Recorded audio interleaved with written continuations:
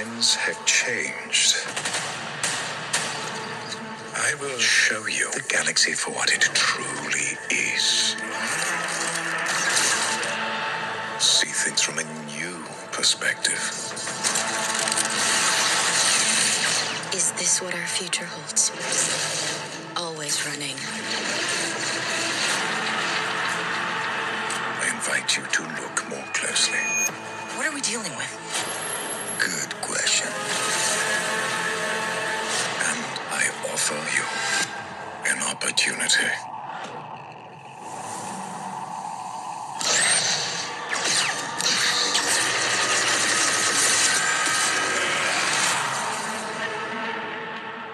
Maul.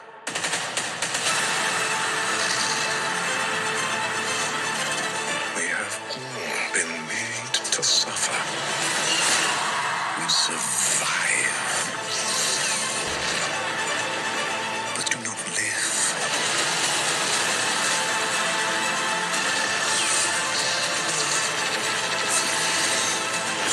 The Emperor wants you dead. Chains can be broken. Hang on! And empires can be shattered.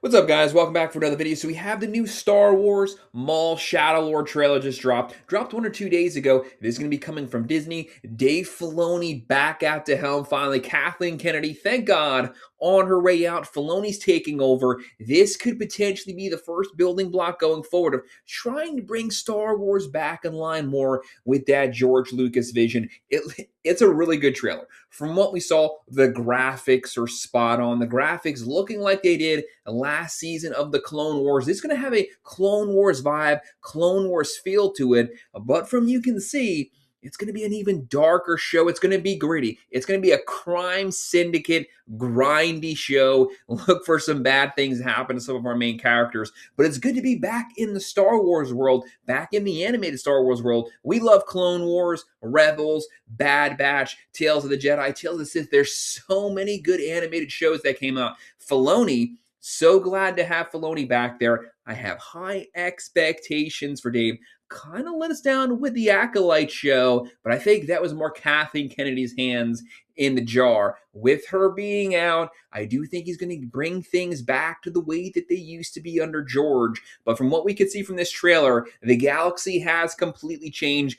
Going back to a prime time for Star Wars, this is between the prequels, between the sequels, right down the middle. We're getting some OG Star Wars characters here. The trailer opens, brooding voiceover from Maul, setting the mood. The galaxy's changed. It's after the Clone Wars. The Jedi are gone. The Empire's consolidating power. Maul is surviving outside the mainstream of galactic politics.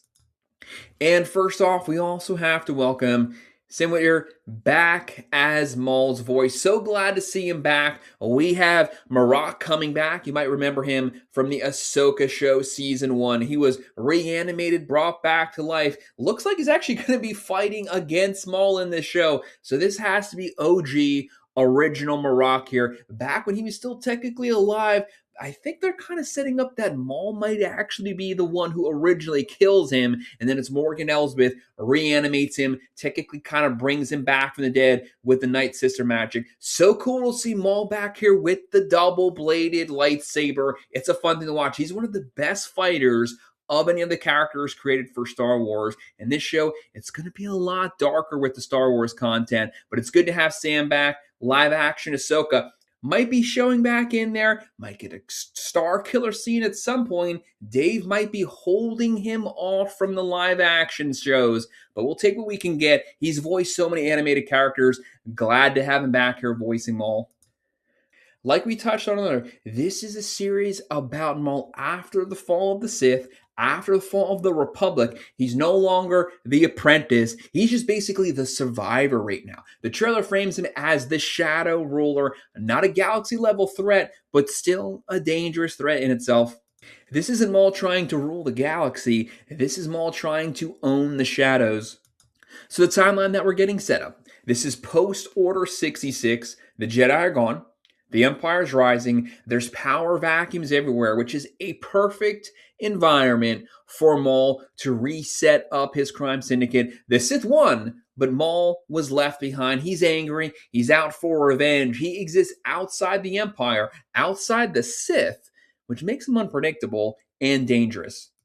This trailer emphasizes kind of the underworld politics, the things going on behind the scenes, down in the gutter, down in the alley. Maul's rebuilding his influence through crime syndicates, smugglers, mercenaries. This is the evolution that we saw hinted originally in the Clone Wars and with Rebels. He doesn't need an army, but he just needs leverage.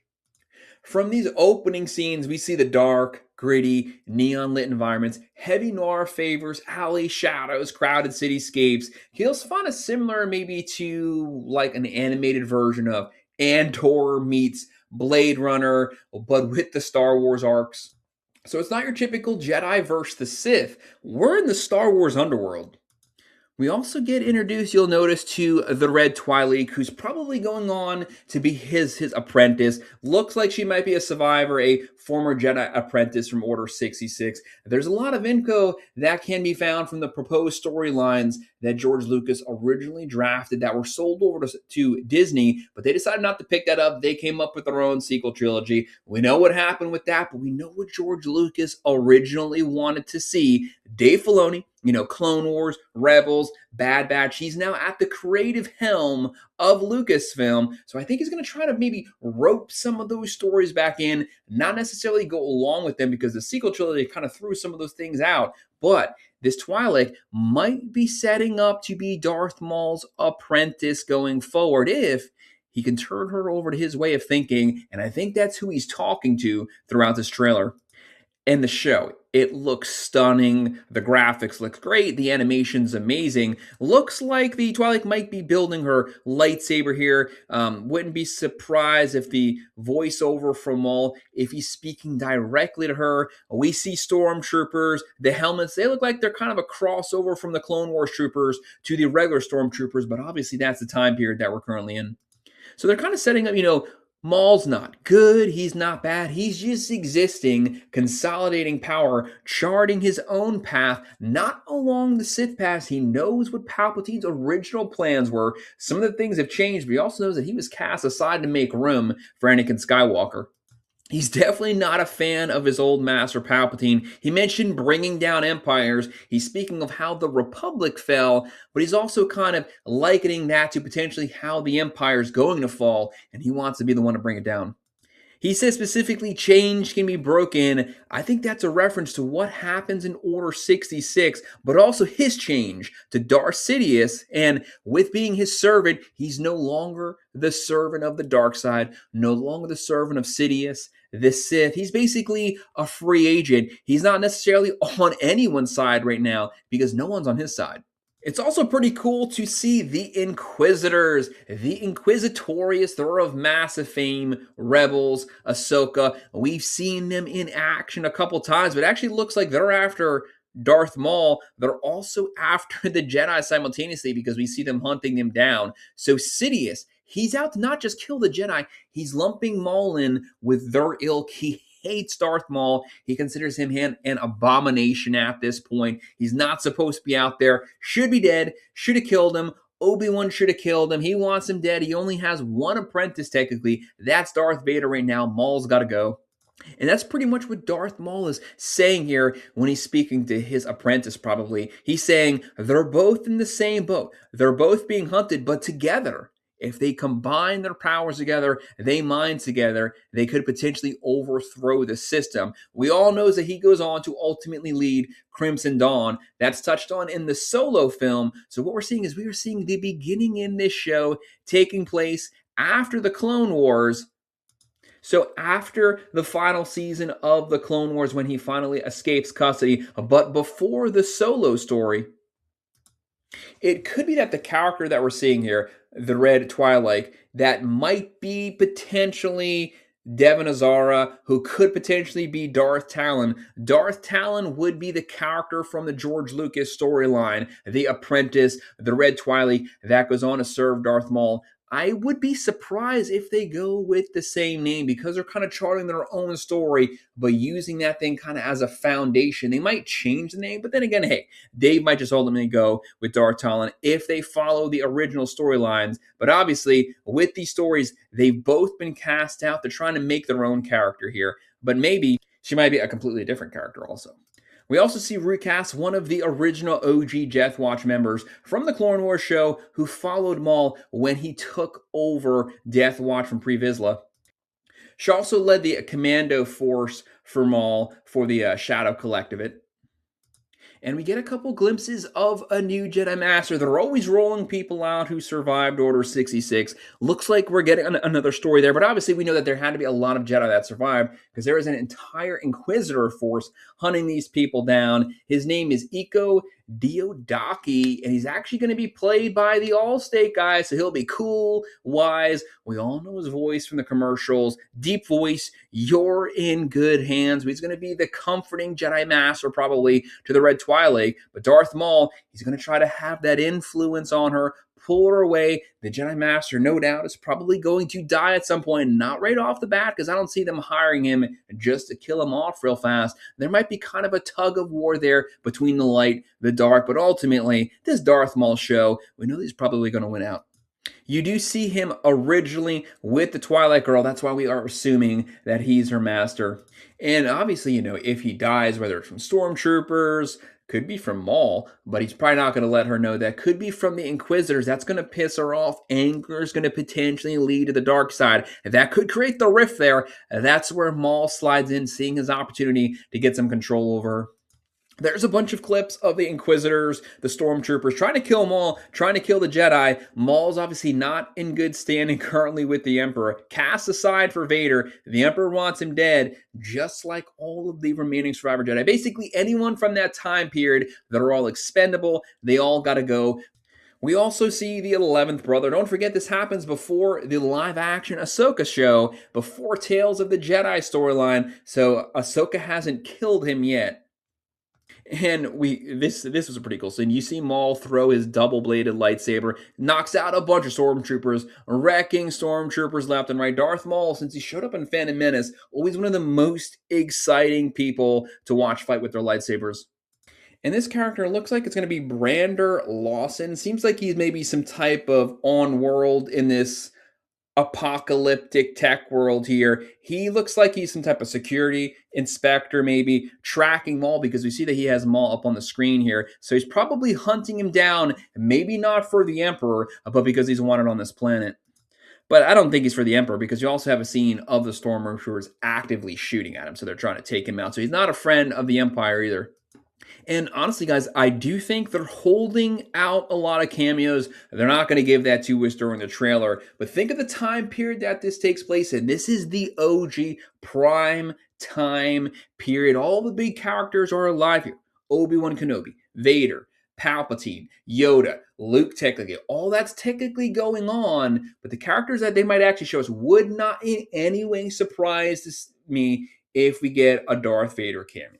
I'm not saying he's going to fight Darth Maul during the run of the show when it airs April 6th. Would not surprise me if they do fight, cross paths somehow. Darth Vader might in some way get looped into some mission, might be hunting Darth Maul with the Inquisitors. He might kill a couple Inquisitors. Darth Vader has to show up to take control. But I think we're probably going to get a cameo. We might get a Palpatine, Emperor Palpatine cameo. And that would also be pretty cool. But just think of the endless possibilities because of the time period. We don't want to see the Rey world. This is the world we want to see Vader, Palpatine, Darth Maul, Obi-Wan. That's the Star Wars world that everyone grew up in. And that's honestly where we, for the most part, love to stay at the majority of the time. Give us as many cameos as possible. Dave Filoni loves cameos. Look at anything that he's produced. He's probably going to introduce a lot of whole new characters, but he's also going to give us some of the characters that we've loved for our entire Star Wars watching life. Looks like for the most part, for a lot of this trailer, it is taking place on this planet that's called Janix. It's gritty, neon-soaked world, sprawling city planet. This is where he's trying to set the foundation for building his criminal syndicate going forward. It's mirroring the Empire's rise as well and the Republic's fall. One of the other key points that you have to remember, Devin Azara probably setting up to be the apprentice for Darth Vader. Potentially could be Darth Talon. We'll have to see if they bring in that expanded universe character. But this is that mentor-student dynamic. Maul, he tried to get Ahsoka to turn over. He's looking for someone to help him out. But also, I don't think they're going to turn Maul into a good character, but they're going to flesh this character out, show things from his perspective. There's going to be battles here. Obviously, Jedi are getting hunted. There's stormtroopers. There's Inquisitors. We see shots of Maul battling, evading everyone, fighting him. Every single side is technically a threat to Darth Maul right now, but he's also a threat to them. From what I honestly see here, this show looks like a lot of fun. I've actually been looking forward. Since they announced this at the conference, I've been looking forward to getting this show on TV. The animation's going to be spot on. With it being animated, they can really blow the budget out because they don't have to do things live action. Maul, Sam Witwer back as the voice, getting a lot of potential cameos here. You know you're going to get cameos. It's just who is it going to be? When is it going to pop up? When you least expect it, they're going to be there. But that's just a quick rundown of the trailer. They haven't given us the full storyline, but from what we can see, this is going to be an action-packed show, higher than Clone Wars to me, higher than Rebels, higher than Bad Batch, because this is a gritty, dirty, crime-laden show. There's going to be a lot of fighting. There's a lot at stake because everyone in this show is fighting for a survival. They don't know who to trust because you have multiple different sides on here. The locals, Maul, creating his own syndicate, the surviving Jedi, the Empire, the Inquisitors. Everyone's battling it out for their stake in the galaxy, guys. No matter what, hit that like button, subscribe to the channel, drop a comment below. What do you think about this trailer? What are you looking forward to the most? Leave it in the comment section. I will respond to every comment. Thanks for watching.